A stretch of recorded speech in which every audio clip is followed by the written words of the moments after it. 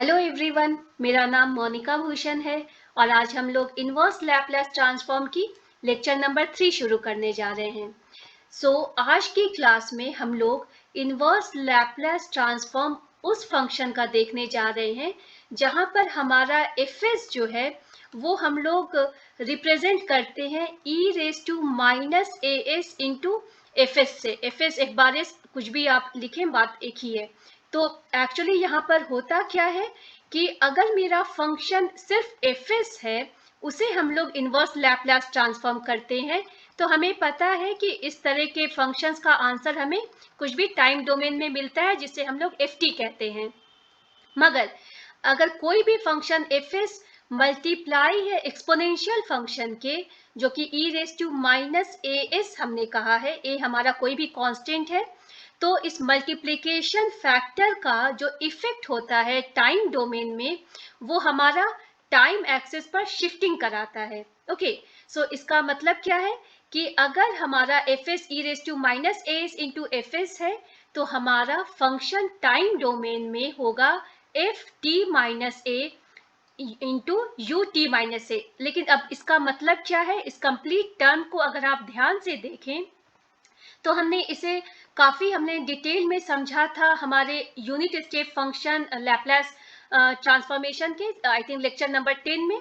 तो अगर हम लोग थोड़ा सा इसे समझने की कोशिश करें यहाँ पर क्या हो रहा है, तो एक्चुअली होता क्या है कि अगर ये मेरा टाइम एक्सिस है, ये हमारा कोई भी फंक्शन हमने समझना है, तो हमारा फंक्शन अगर स्टार्ट एग्जैक्टली t इक्वल 0 पर नहीं हो रहा है, अगर फंक्शन स्टार्ट होने में थोड़ा डिले हो रहा है, थोड़ी शिफ्टिंग हो रही है, मे बी हमारा a सेकेंड के बाद में फंक्शन स्टार्ट हो रहा है, और फंक्शन इस समय हम लोग बहुत ही सिंपल एज्यूम करने जा रहे हैं, जो कि हमें सिंपली 1 दे रहा है। मतलब हमने यूनिट स्टेप फंक्शन को कंसिडर किया है, ये फंक्शन हमारा कुछ भी नहीं है, बल्कि ये दिस इज नथिंग बट 1। तो इस केस में ऐसे फंक्शन को हम लोग कैसे रिप्रेजेंट करते हैं, यहाँ पर हमारा एफ टी जो होगा u, जो कि यूनिट स्टेप फंक्शन हम लोग इसे बोल रहे हैं, u t माइनस ए होगा। क्यों हमने u t माइनस ए लिखा? क्योंकि ये फंक्शन अगर 0 से स्टार्ट होता तो u t हम लोग कहते, क्योंकि हमारा a उस केस में 0 रहता है, मतलब हमने कोई भी शिफ्टिंग नहीं करी थी। यहाँ पर हमने फंक्शन थोड़ा सा शिफ्ट होने के बाद स्टार्ट किया है, इस वजह से टाइम एक्सिस पर t माइनस ए करना होगा, और ये फंक्शन हमारा तैयार हो गया। ओके, अगर सेम थिंग को हम लोग कंसिडर करें थोड़ा सा कॉम्प्लिकेटेड फंक्शन के सिनेरियो में, मतलब कि हमारा फंक्शन सिर्फ unit step function straight line नहीं होकर के कोई भी सिनेरियो अलग है, और ये फंक्शन हमारा t इक्वल्स 0 पर नहीं स्टार्ट हो रहा है। सपोज ये फंक्शन हमारा ए सेकेंड के बाद स्टार्ट हो रहा है, तो उस केस में हम लोग इस फंक्शन को कैसे रिप्रेजेंट करेंगे? तो यहाँ पर हम लोग क्या करने जा रहे हैं कि हम लोग इस फंक्शन को, मान लीजिए ये हमारा फंक्शन जो है एफ टी, जो हम लोग लिखने जा रहे हैं, फंक्शन को हमने सिर्फ अभी फंक्शन ही लिखा है फॉर सिंप्लिसिटी। ये फंक्शन को हमें मल्टीप्लाई करना होगा यू टी माइनस ए से। यू टी माइनस ए से हम लोग क्यों मल्टीप्लाई कर रहे हैं? क्योंकि रीजन वही है, ये टाइम एक्सिस पर 0 से स्टार्ट नहीं हो रहा है, इस वजह से हम लोग यू टी माइनस ए कर रहे हैं। और ये यू टी अगर होता या यू टी माइनस ए अगर है, ये कुछ भी नहीं, ये हमें 1 ही दे रहा है। क्यों? क्योंकि यूनिट फंक्शन हमेशा हमारा स्ट्रेट लाइन होता है, 1 देता है। लेकिन कोई ज़रूरी नहीं है कि हमारा फंक्शन हमेशा 1 की ही हमें ज़रूरत हो, फंक्शन कोई भी कॉम्प्लिकेटेड हो सकता है। और वो फंक्शन को हम लोग क्या लिखेंगे? इस फंक्शन को अगर हम लोग लिखना चाहें एग्जैक्टली, तो ये हमारा होगा f t minus a u t minus a. U t minus a क्योंकि यहाँ पर हमने यहाँ से शुरू किया है। इवन द फंक्शन जो कि स्टार्ट हो रहा है, वो हमारा ये फंक्शन अगर यहाँ से स्टार्ट होता तो हम लोग एफ टी लिखते, इस फंक्शन को हमने f t minus a u t minus a लिखा है। इस नोटेशन को अगर आपको याद होगा, हमने unit step function Laplace transform में देखा था, इसे हम लोग हेविसाइड नोटेशन कहते हैं। करेक्ट, हेविसाइड नोटेशन कहते हैं। और इसी हेविसाइड नोटेशन को हम लोग यहाँ पर स्टडी कर रहे हैं। इस प्रॉपर्टी को हम लोग सेकेंड शिफ्टिंग प्रॉपर्टी भी कहते हैं। तो यहाँ पर हम लोग देखते हैं कि इस तरह के फंक्शन को इफेक्ट मिलता है e raise to minus as multiplying factor की वजह से।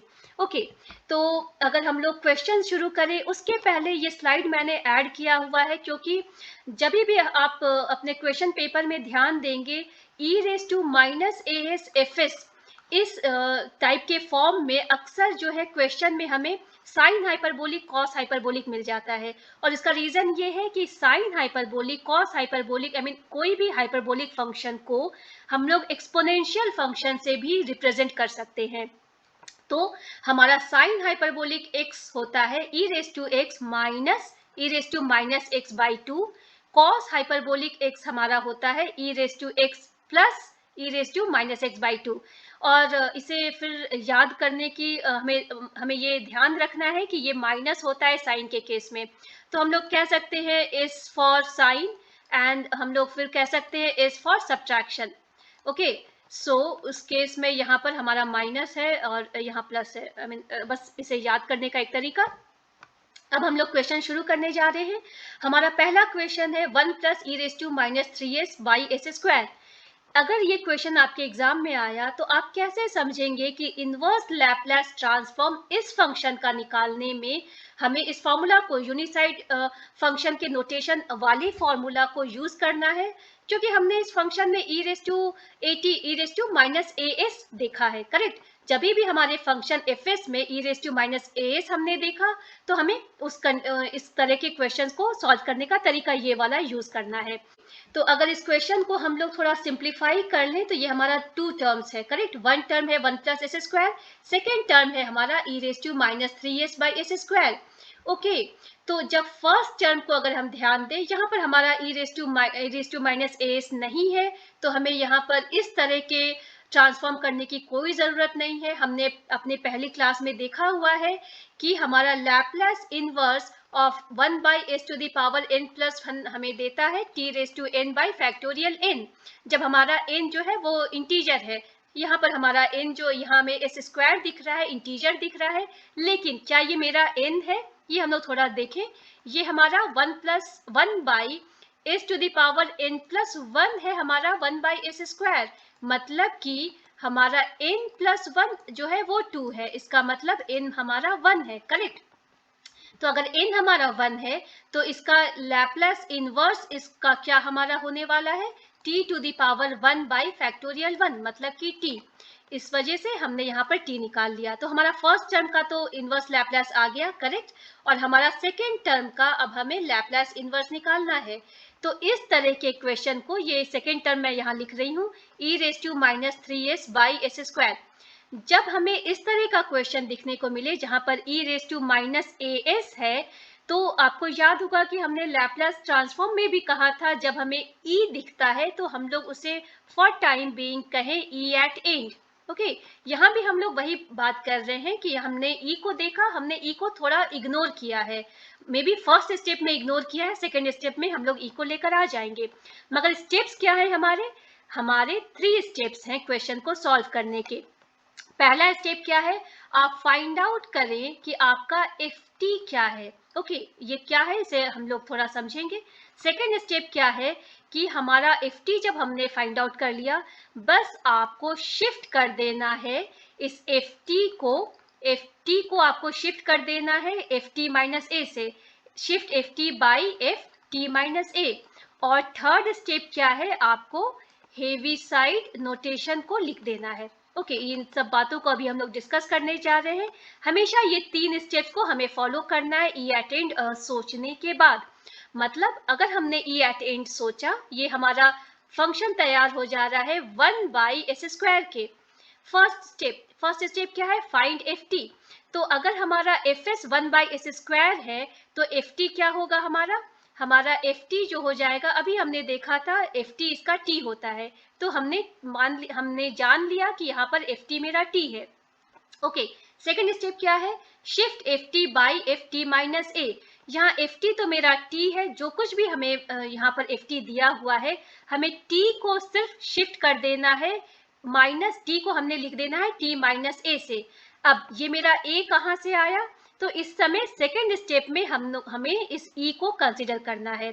इस ए को लेने के लिए हमें देखना है कि e raise to minus a s, यहाँ पर मेरा ए 3 है, ए माइनस 3 नहीं है, है ना, क्योंकि मेरा जनरल फॉर्म क्या है, e raise to minus a s, तो मेरा एस जो है वो 3 है, न कि -3। और हमें लिखना भी क्या है, हमें लिखना भी है टी माइनस ए, तो टी माइनस 3। ओके, तो हमने सेकेंड स्टेप भी लिख लिया, हमने एफ टी को टी माइनस ए से डिनोट कर लिया, सेकेंड स्टेप भी हो गया। थर्ड स्टेप क्या है, हमें हेवी साइड नोटेशन लिखना है। हेवी साइड नोटेशन का क्या मतलब होता है, जो भी आपका एफ टी माइनस ए है, एफ टी माइनस ए में आप अगर यू टी माइनस ए को मल्टीप्लाई कर दें तो इस नोटेशन को हेवी साइड नोटेशन कहते हैं। मतलब थर्ड स्टेप में आपको कुछ भी नहीं, सिर्फ यू टी माइनस ए लिख देना है, टी माइनस 3 लिख देना है। और अगर आप देखें तो यही हमारा आंसर भी है सेकेंड स्टेप का। फाइन, अब हम लोग सेकेंड क्वेश्चन को सॉल्व करते हैं। तो इस सेकेंड क्वेश्चन में आप देख रहे हैं कि यहाँ पर cos h 2s by e raise to 3s into s square है, और हमने अभी अभी जाना था कि cos h x हमें क्या देता है, e raise to x plus, correct ना, क्योंकि cos है इस वजह से ये प्लस है, सब्ट्रैक्शन नहीं है। cos it will give you e raise to x plus e raise to minus x divided by 2। यहाँ हमारा x क्या है, cos h x, ये हमारा x है, करेक्ट ना, x इज 2s, मतलब इसे हम लोग लिखने जा रहे हैं, इस cos h 2s को लिखने जा रहे हैं e raise to 2s plus e raise to minus 2s divided by 2। ये हमारा सिर्फ cos h 2s बन गया। ओके, और बस हम लोग एज इट इज बाकी चीजों को लिख दें, e raise to 3s into s square. तो ये हमने थोड़ा सा सिंप्लीफाई करने की कोशिश की है। और अगर हम लोग फिर से देखें आगे हमें क्या करना है, e raise to 2s plus e raise to minus 2s divided by 2 into हम लोग लिख सकते हैं e raise to minus 3s। और हम लोग ऐसा क्यों कर रहे हैं, क्योंकि ये थोड़ा डिनोमिनेटर के बदले अगर ये न्यूमरेटर पर रहेगा तो हमारा कैलकुलेशन मच ईजियर हो जाएगा, और बाई एस स्क्वायर। इसे और थोड़ा सॉल्व कर लें तो इसका क्या मतलब है, अगर हम लोग इस ब्रैकेट को ओपन कर रहे हैं तो हमने देखा था अगर दो चीजों को मल्टीप्लाई कर रहे हैं, बेस सेम है तो पावर ऐड होता है, ऐड मतलब यहाँ -3 है तो हमने -3s कर देना है। Okay, plus e raise to minus 2s again minus 3s, और फिर divided by 2s square divided by 2s square. और इसका मतलब क्या हुआ, e raise to minus s, correct, e raise to minus s by 2s square plus e raise to minus 5s, okay 5s by 2s square. अब हमने कुछ भी यहाँ तक अभी तक हमने इनवर्स लैप्लास को अप्लाई नहीं किया है, ये हमने सिर्फ गिवन क्वेश्चन को सिंप्लीफाई किया है। अब जब हमें इनवर्स लैप्लास करना है तो हमने क्या लिखना होगा, Laplace inverse of first term plus Laplace inverse of second term. Okay, जब हम लोग फर्स्ट टर्म की ओर ध्यान दें, फर्स्ट टर्म हमारा क्या है, Laplace inverse of e raise to minus s divided by 2 square. अब इसके स्टेप्स क्या है, सबसे पहले हम बोलने जा रहे हैं ई एट एंड, मतलब ये ई हमारा सेकेंड स्टेप में काम आने वाला है, फर्स्ट स्टेप में हम लोग इग्नोर करने वाले हैं। मगर फर्स्ट स्टेप है क्या, फर्स्ट स्टेप है आपका कि आप फाइंड आउट करें आपका एफ टी क्या है। तो अगर हम बोले हमारा एफ बार एस, क्योंकि ये हमारा फाइनल आंसर नहीं है, हमने सिंपली से एफ बार इंटरमीडिएट केस की वजह से एफ बार एस लिखा है।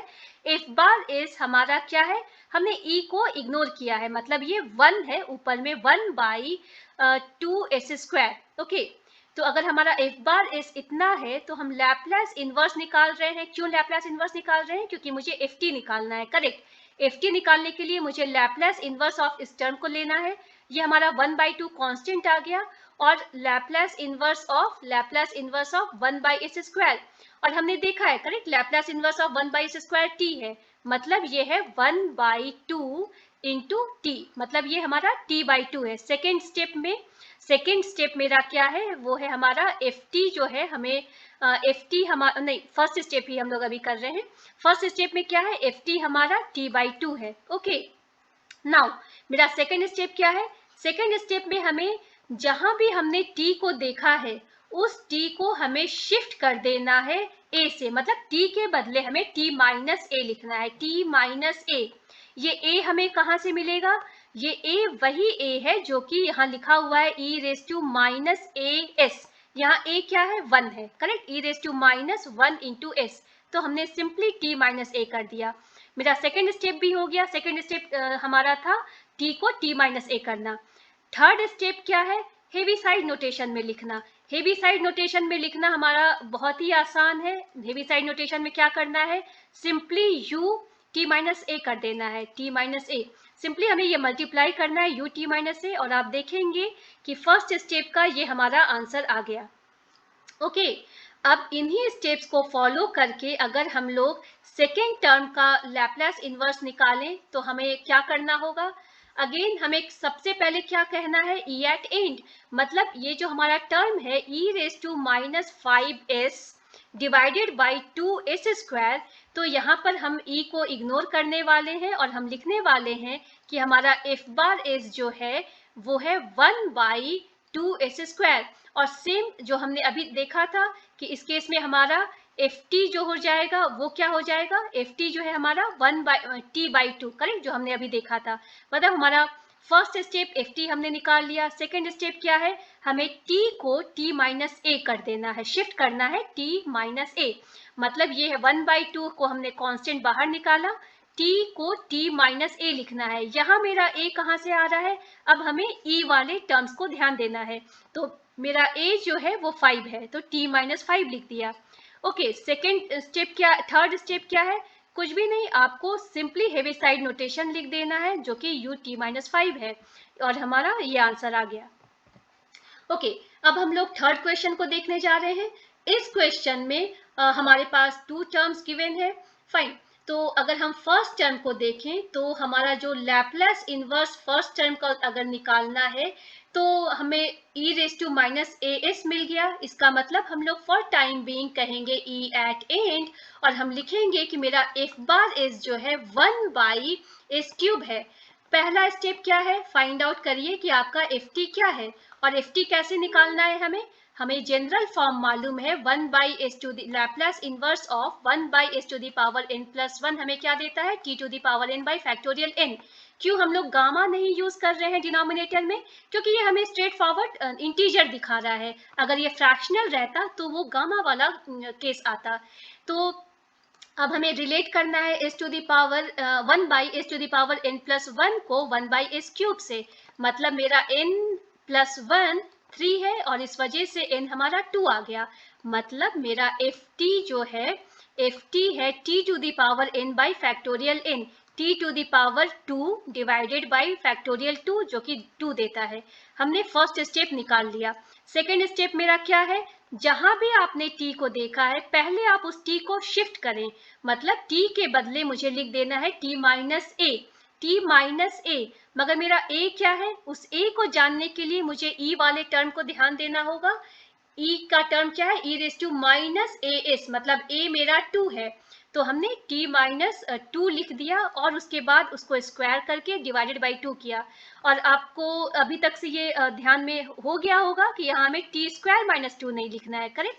जहाँ t है पहले उसमें शिफ्टिंग करनी है, उसके बाद जो भी कहा गया है वो हमें करना है। सेकेंड स्टेप भी हो गया हमारा। और थर्ड स्टेप क्या है? थर्ड स्टेप में कुछ भी नहीं, ये जो भी आपने लिखा था ये हमारा t माइनस ए से हमने जब शिफ्ट किया हमें इसे हेवी साइड नोटेशन में लिख देना है।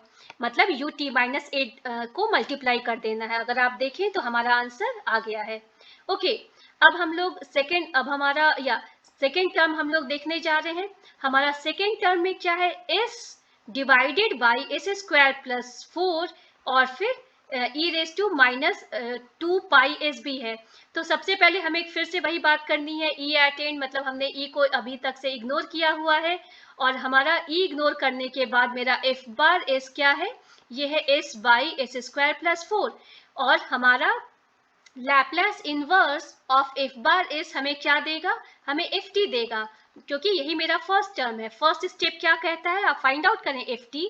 तो ft क्या है? आपको ध्यान में होगा कि Laplace inverse of s by s square plus a square, a यहाँ क्या है? 2 है, 2 स्क्वायर आपको देता है cos at। a क्या है आपका? 2 है, तो cos 2t, ये आपका ft निकल गया। This is nothing but your ft। Second step क्या है? जहां भी आपका t है उस t को आपको शिफ्ट करना है, मतलब t माइनस ए करना है। अब ये a मुझे कहाँ से मिलेगा? ई की value E minus A T, E minus a s, तो मेरा ए क्या है 2 पाई है, करेक्ट। सो टी माइनस 2 पाई। और थर्ड स्टेप क्या है आपका, जस्ट आपको हेवी साइड नोटेशन लिख देना है, यू टी माइनस 2 पाई लिख देना है। इसे अगर हम लोग थोड़ा सा और सिंप्लीफाई करना चाहें तो cos 2 t minus 4 pi and then you t minus 2 pi लिख सकते हैं। और आपको पता होगा cos की प्रॉपर्टी क्या होती है, cos थीटा प्लस 2n पाई हो या फिर cos थीटा माइनस 2n पाई हो, ये आपको क्या देता है, cos थीटा ही देता है। ओके, और ये हम लोग कैसे बोलते हैं, सपोज यहाँ पर तो थीटा 0 है इस लाइन पर, ये थीटा बढ़ते चला गया और यहाँ पर 2 पाई आ गया, फिर से आप करेंगे 4 पाई आया, फिर से आप करेंगे 6 पाई आया एंड सो ऑन।